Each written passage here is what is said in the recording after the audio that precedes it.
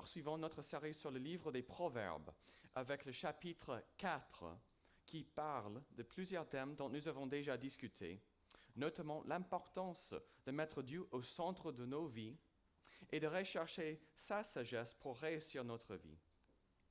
Ça vaut la peine de répéter un principe clé des Proverbes. Les Proverbes ne sont pas des promesses. Ils sont des bons principes ancrés dans la sagesse de Dieu, mais à cause du péché, il y a souvent des problèmes, des imprévus qui perturbent le bon ordre que Dieu a établi. Mais ni le péché, ni les imprévus, ne changent fondamentalement la sagesse offerte par les Proverbes. Ces proverbes existent pour nous encourager à poursuivre le bon chemin, celui de la sagesse, afin de produire des fruits dans nos vies.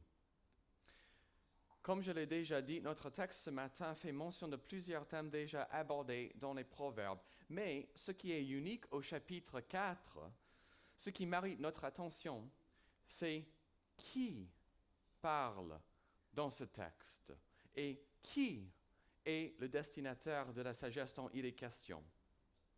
Il y a 2 semaines, nous avons lu et parlé du chapitre 3 qui concerne la sagesse horizontale pour nous aider à développer et maintenir des relations sages avec d'autres personnes. Ce matin, nous allons discuter du chapitre 4 qui concerne la transmission de la sagesse et dans quel contexte nous apprenons la sagesse. Pour donner un avant-goût de cette réponse, je vous pose une question. Quelles sont les traditions de votre famille? Quelles habitudes avez-vous héritées de votre famille et que vous souhaitez transmettre à la génération suivante, à vos enfants, petits-enfants? Peut-être que dans votre famille, c'est le vendredi soir qui est l'occasion de commander ou cuisiner des pizzas et regarder un film. Peut-être que votre tradition familiale est de cuisiner et de manger des pancakes le samedi matin. Avec Charline et Elliot, c'est notre tradition au moins une fois par mois de manger des pancakes avec des fruits, de la crème chantilly, du sirop d'érable, du granola, et nous avons même une playlist spéciale pour accompagner notre petit déjeuner pancakes. Peut-être qu'une des traditions de votre famille est la transmission d'un bijou, peut-être d'un livre ou d'un autre objet de génération en génération. Peut-être avez-vous grandi dans une famille avec laquelle vous alliez chaque été au même endroit pour passer vos vacances. C'est normal que nous ayons des traditions et que nous voulions transmettre les bonnes traditions à la génération suivante. Mais pour nous ce matin, la grande question est de savoir quelle tradition avez-vous reçue et quelle tradition voulez-vous transmettre à la génération suivante. Avant de lire notre texte, il faut aussi admettre une vérité incontournable. Certaines personnes parmi vous n'ont pas de bons souvenirs de leur famille. Quand vous réfléchissez à ce que vous avez reçu de votre famille, vous pensez plutôt aux mauvaises habitudes, aux conflits, ou peut-être d'abus. Peut-être que certains parmi vous n'ont pas connu l'un de leurs parents ou les deux, etc.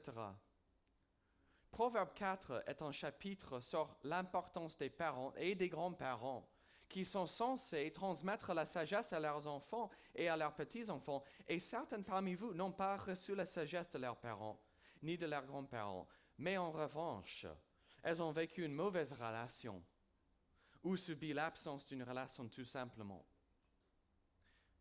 Je me permets d'annoncer dès maintenant la conclusion de cette prédication. Être chrétien, c'est être adopté dans la famille de Dieu, l'Église, dont notre Père éternel est le Père parfait, qui a donné son Fils Jésus pour mourir sur la croix comme indication de son amour pour nous, qui nous accueille dans sa famille, sa maison, pour toute l'éternité. Alors que nous allons discuter du dessein de Dieu pour les pères et les grands-pères d'offrir la sagesse à leurs enfants, j'aimerais encourager ceux et celles parmi vous qui ont des histoires ou des relations actuelles avec leur père qui sont vides de toute transmission de la sagesse et au contraire plein de dysfonctionnements, conflits, etc., à lire et à considérer ce chapitre avec l'image en arrière-plan qu'en tant que chrétiens, nous faisons partie de la famille de Dieu. Autrement dit, comme nous allons lire concernant les pères et les grands-pères qui partagent la sagesse à leurs enfants, et si vous n'avez pas un tel papa ou grand-père, je vous encourage à penser à votre participation dans la famille de Dieu. Que dans l'Église, la sagesse est bien transmise et que grâce à Jésus, Dieu est notre Père. Ce que nous sommes est largement impacté par notre famille, n'est-ce pas? Et la bonne nouvelle pour nous tous, quel que soit notre père biologique, est qu'être chrétien, c'est être adopté dans la famille de Dieu. D'avoir le Père parfait qui nous aime, qui nous pardonne sans limite, qui nous donne l'espérance d'un avenir glorieux.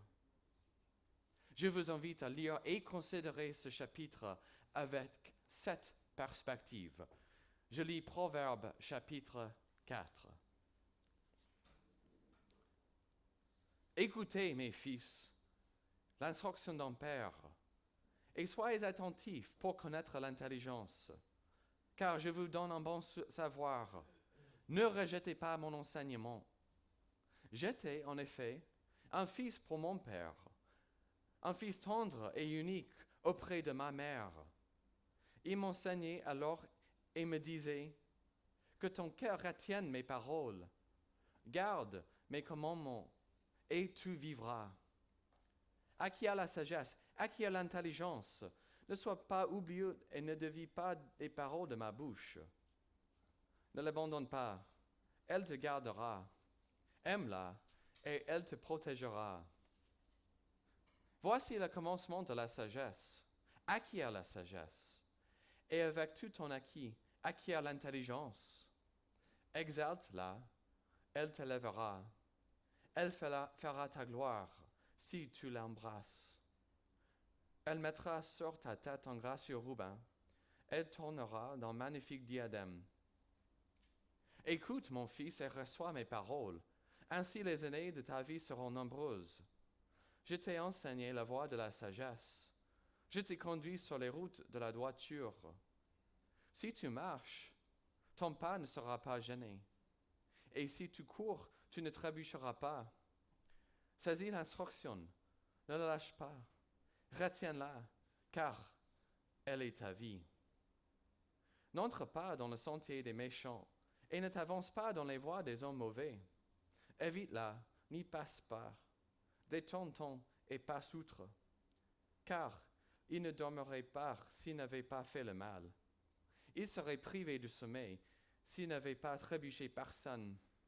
Car ils se nourrissent du pain et de la méchanceté, et c'est le vin de la violence qu'ils boivent. Le sentier des justes est comme la lumière resplendissante, dont l'éclat va croissant jusqu'au plein jour. La voie des méchants est comme les ténèbres. Ils ne savent pas ce qui les fera trébucher. Mon fils, sois attentif à mes paroles. Tends l'oreille à mes discours, qui ne s'éloignent pas de tes yeux. Garde-les dans le fond de ton cœur, car ils sont la vie pour ceux qui les trouvent, et pour tout leur corps c'est la santé. Garde ton cœur plus que toute autre chose, car de lui viennent les sources de la vie. Écarte-toi la fausseté de la bouche et la fourberie des lèvres, éloigne-la de toi. Que tes yeux regardent en face et que tes paupières se dirigent droit devant toi. Aplanis la route par où tu passes et que toutes tes voies soient bien assurées. Ne dévie ni à droite ni à gauche. Écarte ton pied du mal. Jusqu'ici la lecture de la parole de Dieu.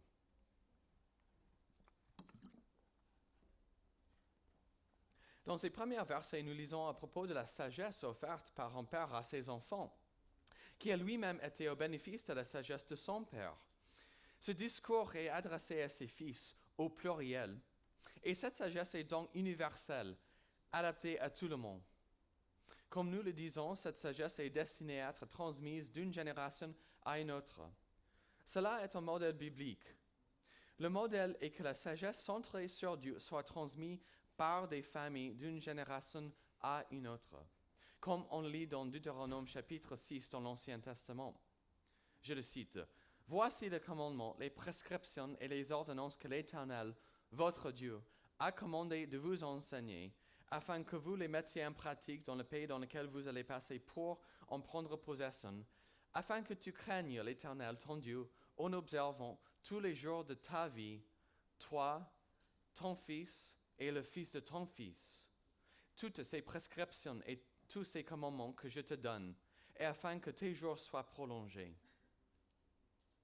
Cet aspect intergénérationnel de la transmission de la sagesse biblique d'une génération d'une famille à la suivante est bien présent au verset 3 de Proverbe 4.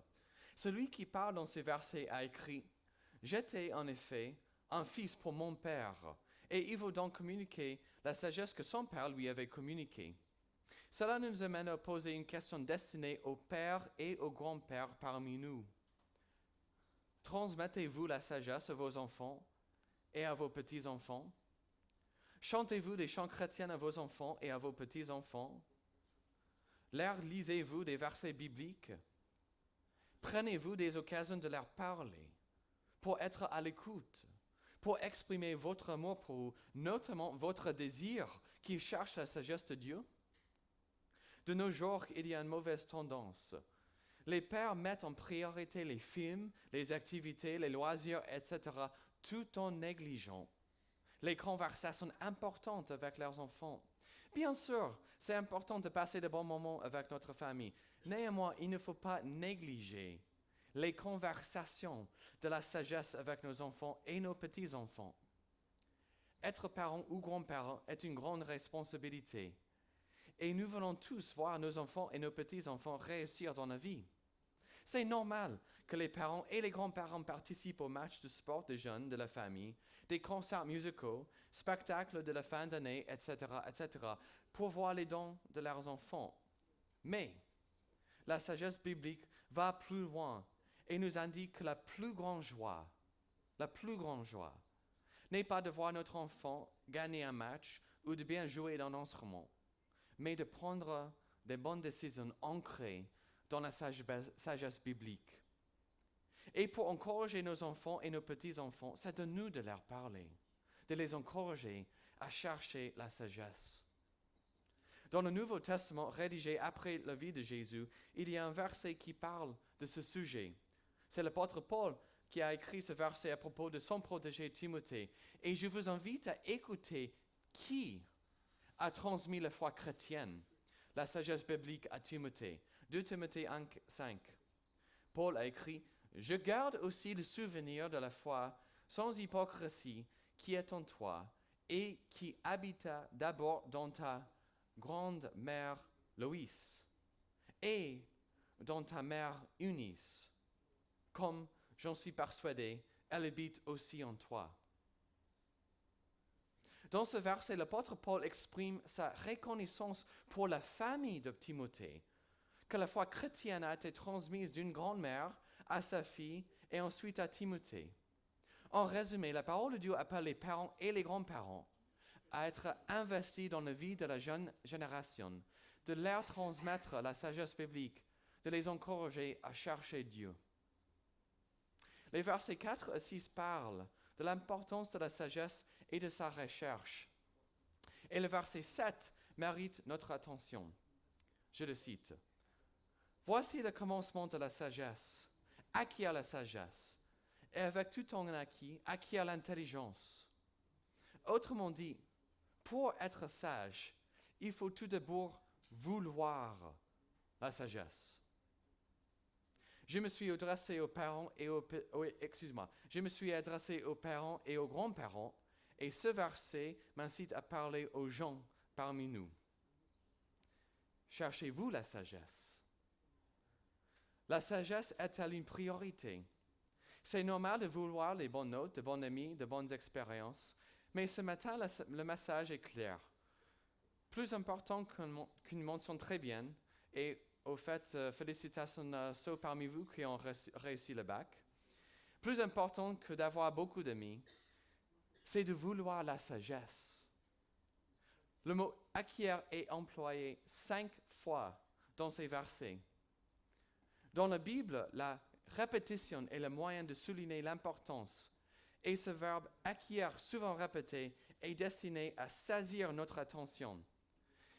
Dans ce monde surchargé de publicité, dans lequel nous pensons souvent que ce qui nous rendra le plus content est l'argent, les amis, les vacances, etc., ce matin, la parole de Dieu nous rappelle que plus important que des objets ou des expériences, c'est de chercher la sagesse. J'apprécie ce qu'un commentateur a écrit à propos de ce verset. La sagesse n'est pas une seule décision prise une fois pour toujours. Il s'agit d'un processus. Un processus de chercher la sagesse. Que vous soyez jeune ou âgé, le message est simple. C'est à nous de chercher la sagesse. Cela nous amène à notre deuxième section, le verset 10 à 19. Dans la série de films préférés du groupe d'ados, Le Seigneur des Anneaux, il y a une scène dans le premier volet où le groupe tâchait de détruire l'anneau se trouve à un carrefour dans les mines. Leur chef Gandalf reste assis longtemps devant 2 portes, car leur succès, c'est-à-dire la destruction de l'agneau menant à la paix dans le monde, dépend du bon chemin. Il y a de grandes conséquences aux choix que nous faisons, au chemin que nous prenons. Pour ceux parmi vous qui apprécient la littérature classique, l'une des œuvres fondamentales est l'Odyssée de Homère. Toute l'histoire concerne le voyage du héros Ulysse pour rentrer chez lui après la guerre de Troie. Afin de rentrer sain et sauf, il faut qu'il prenne des décisions pour choisir la bonne route. Ce thème de la vie ressemblant à une journée sans chemin est connu de nos jours. Même le groupe de rock des Beatles a intégré l'image d'un voyage avec plusieurs choix dans l'une de ses chansons, The Long and Windy Road, dont les paroles font la comparaison entre la vie et un trajet. Grosso modo, la vie est souvent comparée à un trajet dans lequel il y a souvent des obstacles, des choix à prendre et des conséquences aux décisions prises. Ces versets de Proverbe 4 parlent encore de la vie comme un trajet pour lequel il y a des conséquences pour chaque décision, chaque piste que nous prenons. Considérez le vocabulaire employé dans ces versets. La voie de la sagesse, les routes de la droiture, marcher, courir, n'entre pas dans le sentier des méchants, ne t'avance pas dans la voie des hommes mauvais, le sentier des justes, la voie des méchants. Dans ces versets, l'auteur nous encourage à considérer la vie comme un trajet. Chaque décision est comme un carrefour et c'est à nous de réfléchir avec sagesse. Ce vocabulaire est destiné à nous questionner. Dans quelle direction va ma vie? Où mes décisions me mènent-elles? Jésus lui-même a employé ce vocabulaire dans Matthieu 7 pour parler de nos vies et dans quel sens on va. Je le cite maintenant. Entrez par la porte étroite, car large est la porte et spacieux le chemin qui mène à la perdition, et il y en a beaucoup qui entrent par là. Mais étroit est la porte et resserré le chemin qui mène à la vie, et il y en a peu qui le trouvent. En bref, la sagesse biblique est la capacité de considérer notre vie comme un trajet. C'est à nous de réfléchir vers quel sens chaque direction nous amène. Votre trajet vous amène-t-il vers Dieu? Celui qui nous a créés, celui qui a envoyé son Fils Jésus pour nous pardonner, celui qui nous jugera, celui qui a promis la vie éternelle à ceux qui se repentent de leurs péchés? En revanche, votre vie est-elle orientée principalement vers des choses de ce monde, la méchanceté, le péché, dont les conséquences ne nous satisferont jamais? Les proverbes parlent souvent de la destruction des méchants. Et ils font donc se poser la question si on emploie la sagesse biblique pour considérer notre vie éternelle. Les versets 20 jusqu'à 29 constituent la dernière section de ce chapitre. Dans ces versets, le Père continue le partage de la sagesse en mettant le focus sur nos corps, en particulier ce que nous faisons avec nos corps. Il commence au verset 20 et 21 en encourageant son fils à écouter et garder ses paroles dans le fond de son cœur, c'est-à-dire de considérer la sagesse biblique comme trésor ultime pour être la fondation de sa vie. La Bible enseigne que la vie est vécue de l'intérieur. Nos cœurs motivent nos actions. Alors que nous considérons la sagesse biblique pour nos yeux, nos mains et nos pieds, souvenons-nous que pour une vie sage, nous devons conserver l'Évangile dans nos cœurs, car ce qu'on regarde, ce que nos mains font, où nos pieds nous amènent, commence avec une volonté dans notre cœur. Dans ces versets, le Père parle des yeux, du cœur, de la bouche, des lèvres, des pieds. Au verset 24, le Père parle de la bouche et des lèvres. Il y a une sagesse concernant nos langues. Dans le Nouveau Testament, dans le livre de Jacques, c'est bien écrit « Voyez encore les navires, si grands qu'ils soient, et poussés par des vents impétueux, ils sont dirigés par un très petit gouvernail au gré du pilote. De même, la langue est un petit membre, mais elle a de grandes prétentions. Par elle, nous bénissons le Seigneur notre Père, et par elle, nous maudissons les hommes faits à l'image de Dieu. De la même bouche sortent la bénédiction et la malédiction. Il ne faut pas, mes frères, qu'il soit ainsi. La sagesse biblique implique nos langues.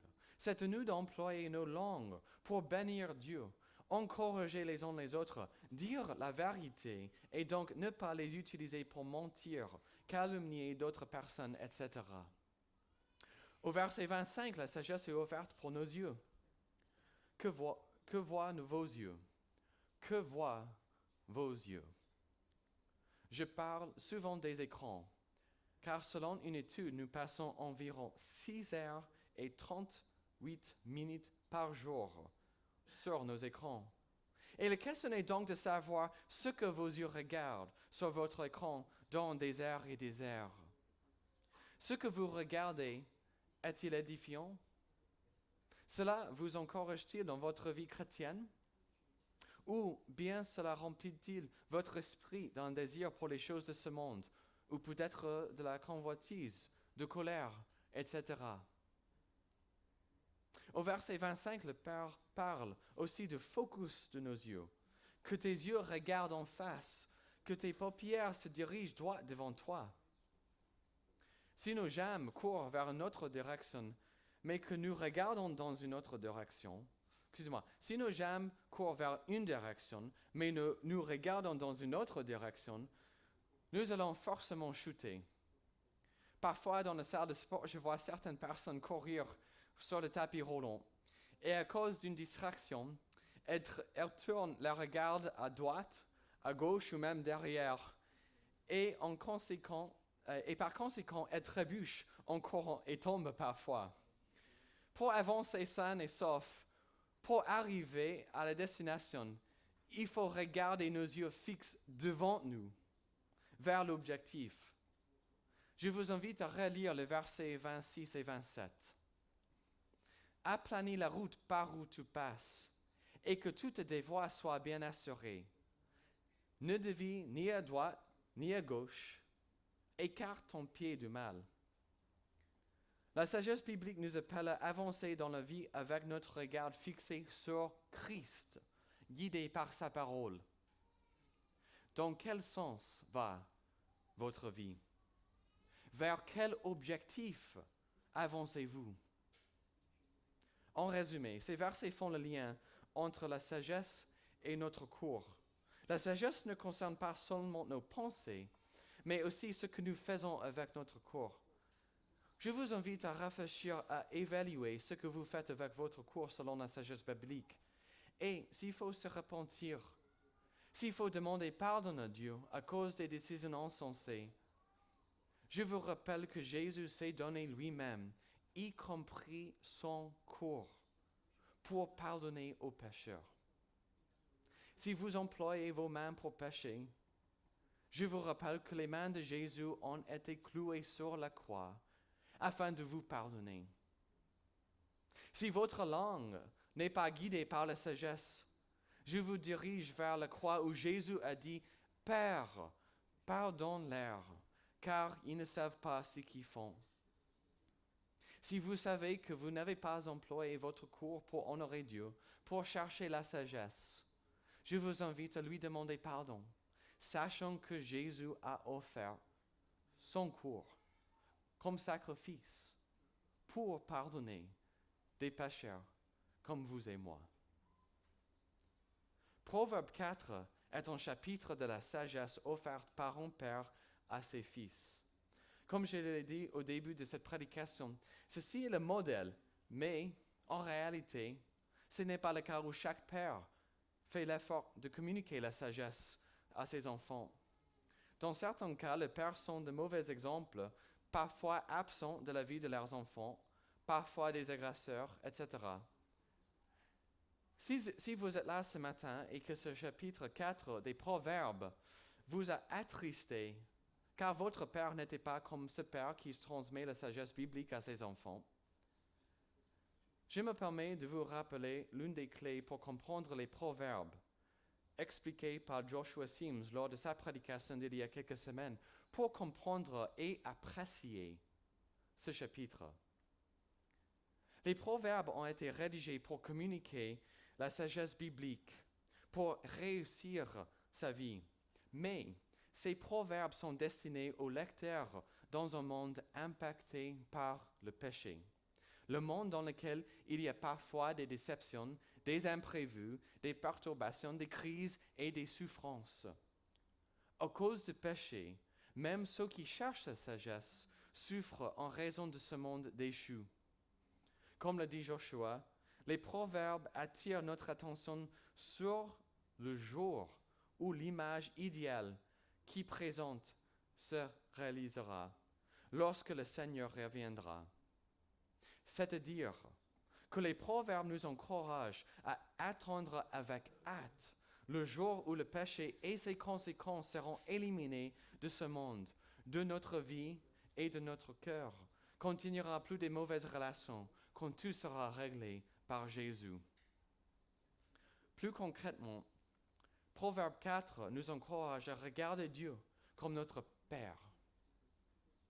Proverbe 4 nous encourage à regarder Dieu comme notre Père. Le message de l'Évangile, la bonne nouvelle, est que grâce à l'œuvre rédemptrice de Jésus, sa mort et sa résurrection, Dieu est notre Père.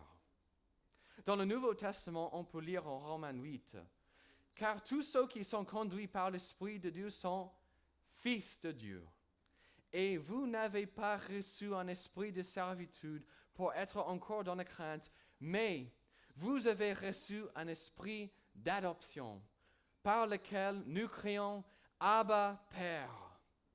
L'Esprit lui-même rend témoignage à notre esprit que nous sommes enfants de Dieu. Or, si nous sommes enfants, nous sommes aussi héritiers, héritiers de Dieu et co-héritiers de Christ, si toutefois nous souffrons avec lui afin d'être glorifiés avec lui. Être chrétien, c'est être enfant de Dieu, adopté dans sa famille. Dieu est notre Abba Père. Je cite un commentateur concernant la signification de ce mot Abba. Je le cite. C'est ainsi que le mot Abba ne répond pas simplement à l'idée de père, mais il renferme encore ce quelque chose de tendre et de familier qui se trouve dans l'expression d'amour et de confiance d'un petit enfant envers ses parents. La promesse de l'Évangile, C'est lorsque nous sommes unis à Jésus par la foi. Nous sommes adoptés dans la famille de Dieu, avec le Créateur du ciel et de la terre, celui qui contrôle l'univers entier, notre Père à qui nous pouvons nous adresser à n'importe quel moment, que nous pouvons prier, celui qui nous aime.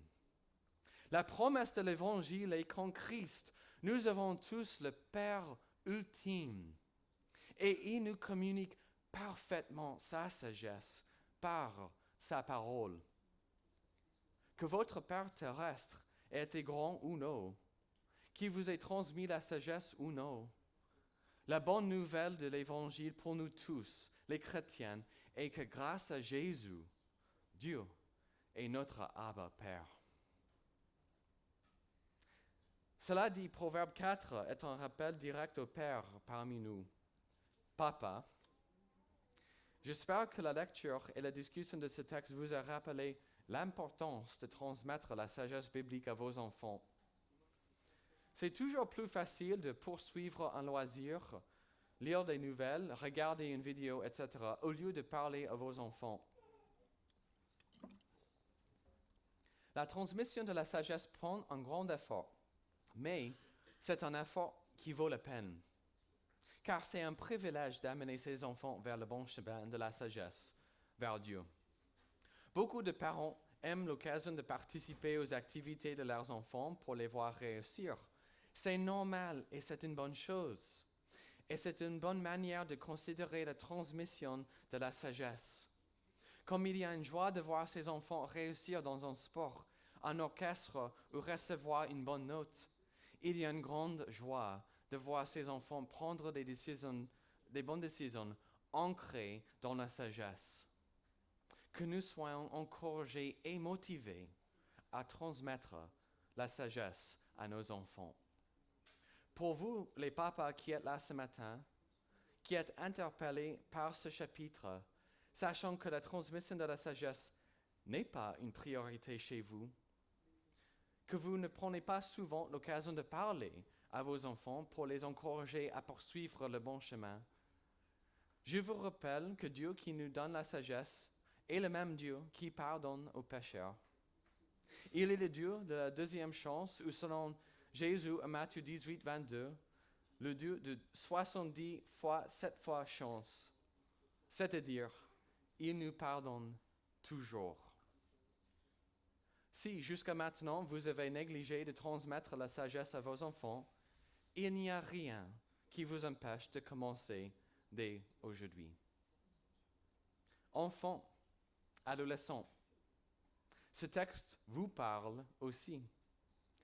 Bien sûr, bien sûr, c'est le dessein de Dieu que votre Père vous communique la sagesse et c'est à vous d'être à l'écoute et d'obéir à votre Père quand il vous enseigne la Bible, quand il vous parle de bonnes décisions. Vous souvenez-vous du 5e commandement du fameux 10 commandements? Honore ton père et ta mère afin que tes jours se prolongent sur la terre que l'Éternel, ton Dieu, te donne. Ce matin, le message pour vous est d'être à l'écoute de votre Père, en particulier quand il vous parle de la sagesse biblique. Pour vous qui êtes chrétiens, vous qui êtes adoptés dans la famille de Dieu, ce chapitre vous concerne car notre Père Céleste nous a donné la Bible, sa parole, pour communiquer sa sagesse. J'espère que ce chapitre est un encouragement de rechercher et mettre en œuvre la sagesse donnée par notre Abba Père. Comme nous l'avons déjà dit, être chrétien implique que nous sommes dans la famille de Dieu. Si vous n'êtes pas chrétien, si vous ne vous êtes pas encore repenti de vos péchés, si vous n'avez pas encore placé votre confiance en Jésus pour son pardon, je vous invite à prendre la décision la plus sage ce matin et de le faire. C'est seulement par Jésus que Dieu pourra être votre Abba Père. Je vous invite à la prière. Notre Dieu, notre Abba Père, nous te prions encore ce matin car tu nous aimes et nous te prions avec une grande reconnaissance de savoir que tu as envoyé ton Fils unique Jésus afin de mourir sur la croix, afin de nous pardonner pour qu'on puisse être tes enfants. Et nous prions que tu nous donnes une grande joie, même une joie encore grande, de savoir que nous sommes adoptés, nous sommes héritiers de ta grâce, de ton royaume. Tout te fait grâce à toi. Et nous prions que nous soyons de plus en plus émerveillés par ton amour pour nous. Nous prions aussi en particulier pour les pères et même les grands-pères parmi nous ce matin, que tu nous donnes la sagesse et que tu nous donnes la motivation pour communiquer ta sagesse à nos enfants et à nos petits-enfants. On prie aussi pour tout le monde qui est là ce matin, que tu nous aides à rechercher la sagesse et qu'on puisse aussi participer dans la vie de cette Église d'une manière ou d'une autre pour communiquer la sagesse aux gens parmi nous ce matin. Que nous prenions avec responsabilité, avec sérieux, notre obligation de prier pour les gens parmi nous. Et nous venons aussi prier encore avec une grande reconnaissance pour toi et pour ton amour, sachant que nous sommes adoptés par toi. Nous sommes chacun de nous fils de toi, fils et filles de toi. Tu es notre Père, tu es notre Abba Père, et on prie que nous soyons de plus en plus émerveillés par cette grande vérité biblique. Et on le prie avec joie, avec reconnaissance dans le nom de Jésus, notre Sauveur. Amen.